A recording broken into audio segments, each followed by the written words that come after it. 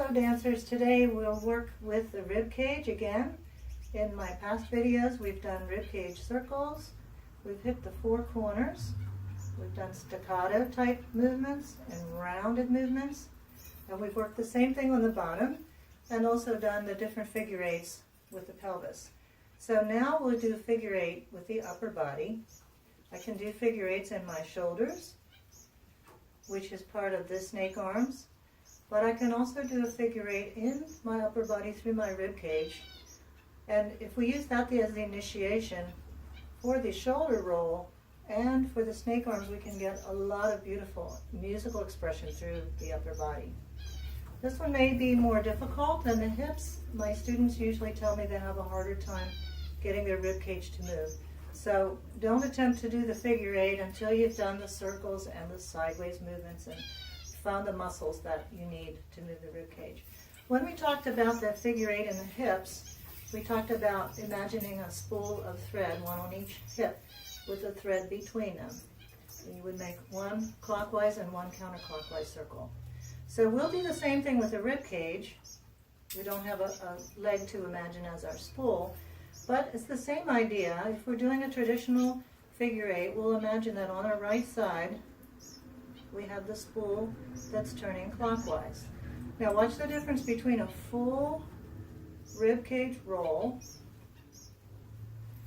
and just a single one. So of course this side is moving as well, but I'm imagining the big roll, instead of moving laterally to the left side, that it moves back more to the center.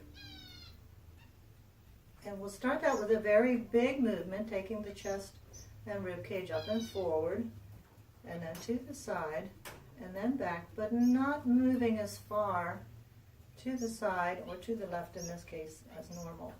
So we're just making that clockwise circle.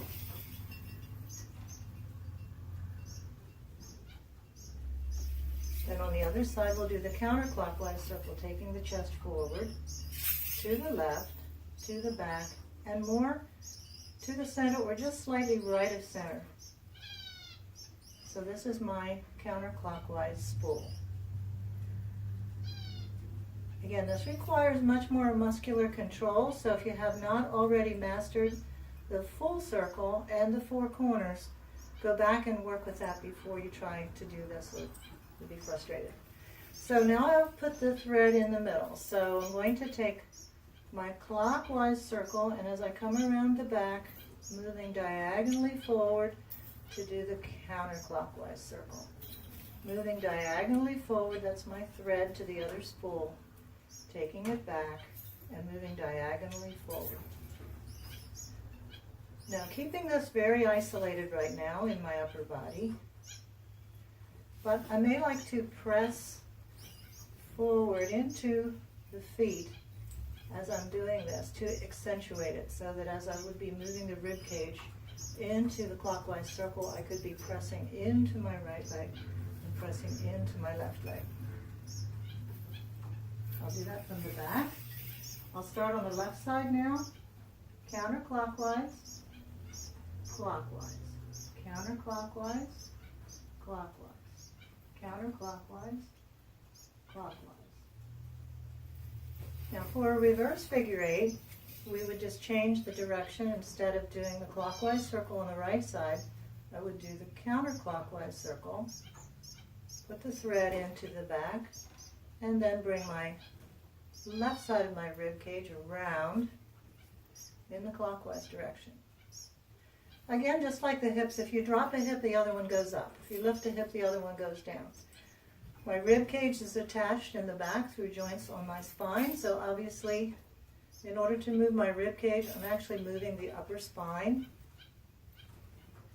So if I move rib cage diagonally to the left, the right side will follow. So you are still moving the entire rib cage, but we're moving that now into a figure eight pattern. Then I'll reverse it. So you can see we get a very different look on the figure eight and the reverse figure eight. Now if I would be dancing this and just letting the whole body follow in this figure eight, I could be having an opposite figure eight in my hips. So as I'm beginning my rib cage figure eight, to the left, the right hip is moving back. As the rib cage comes around, the hip would come around, and you have this very watery feeling of the lower body following the upper body.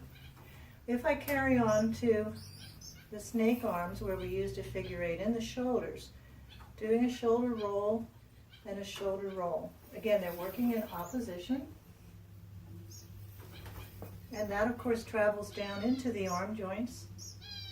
So now if I start that in the center and I feel that the figure eight in the rib cage is carried on in the shoulder, and that is sending movement out into my arms, and if I add the hips to that,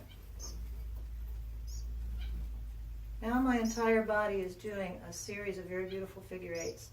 So with the music now, I will isolate one figure eight, then I'll go to the reverse figure eight. We'll do the shoulders, we'll add the shoulders and the rib cage, then we'll add the hips and the arms, and you'll have a very beautiful movement in the body.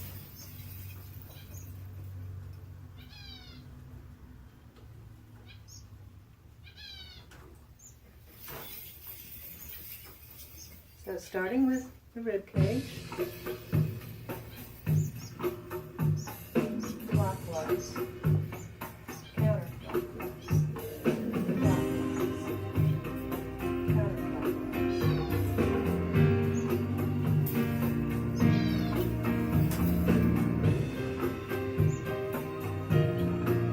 Now, blend it.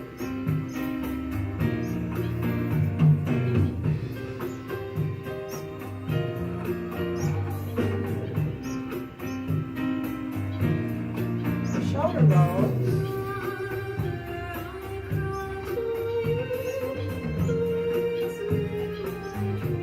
Reverse figure eight.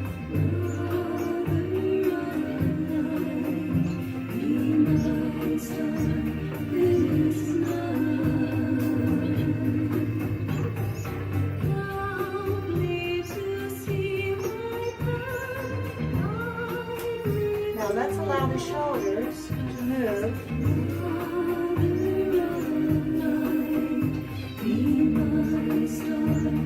Allow the hips to follow the rib cage.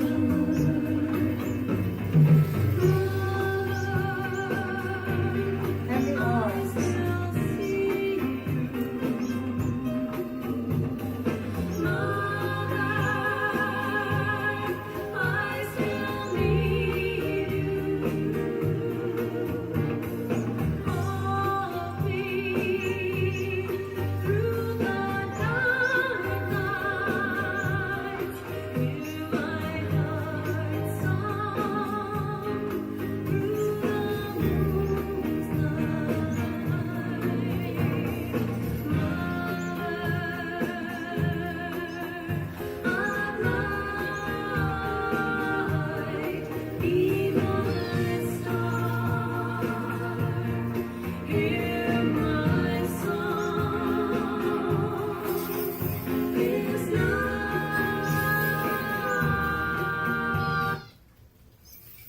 Now we have the entire body involved. So if you're wondering how all that movement can happen in the body, it's getting control over all those different parts, separating them, and then finding a way for them to follow and to lead into one another, which really is very natural.